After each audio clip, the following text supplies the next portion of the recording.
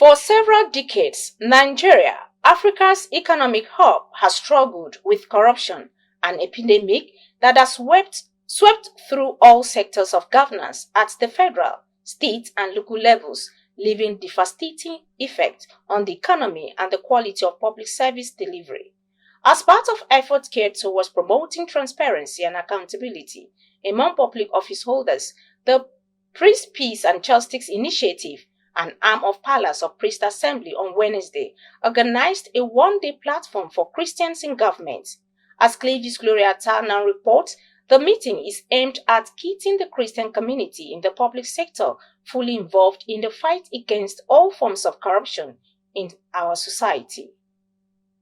For several decades now, Nigeria, Africa's economic giant, has struggled with corruption, an epidemic that has swept through all sectors of the public and private sector at the federal, state, and local levels, leaving devastating effects on the economy and the quality of life of its citizens. According to a 2012 report, Nigeria was estimated to have lost over $400 billion to corruption since its independence in 1960. The infiltration of corruption in all sectors of national growth and development has caused untold hardships among the majority of the populace, leading to high poverty levels. According to the General Overseer, Palace of Priests Assembly, Dr. Otive Igbuzo, at a one-day meeting on transparency and accountability for Christians in government, true victory against corruption can only be attained if relevant stakeholders and individuals, especially Christians, can come together and act as agents for social justice and equity in the society. The mandate that God has given to us as Christian ministers is to minister to both the spiritual and physical dimensions of the people. And Jesus Christ showed us the example. He ministered to the sick, he ministered spiritually to people, he ministered to them when they were hungry, he fed them. When the people were doing things that were not right, he challenged them. So that is the purpose, and we are very happy about what is happening. For the program today especially, we are targeting it at Christians in government. And you've seen the special advisor to the president has just spoken, because we know the power of government in every society.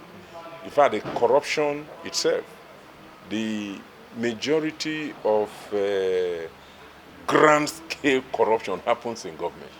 So we believe that there are Christian ethics, and so the Christians in government should be the light that should shine. Other stakeholders at the event, while stressing on the need for accountability and transparency in governance, expressed optimism that the meeting will create an opportunity for robust deliberations that will address the long-standing issue of corruption in the country.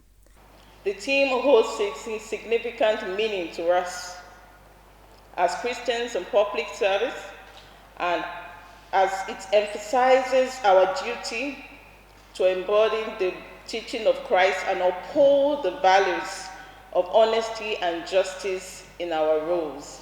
To combat the scourge of corruption, we as Christians must live in obedience, observe God's commandments, and teach each other to do so. This means making efforts to live lives of integrity within and without, and truth are the hallmarks of Christians.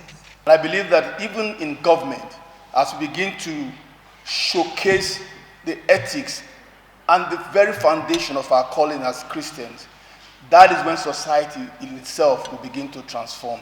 As two-edged swords, both involvement and the unity of the church in policy issues in the fight against corruption would enhance networking and facilitate church governance. The one-day event was initiated under the Shun Corruption Project, which started in 2018 to mobilize Christians, especially Pentecostals, to join the fight against corruption in Nigeria with the support of John D. and Catherine T. MacArthur Foundation.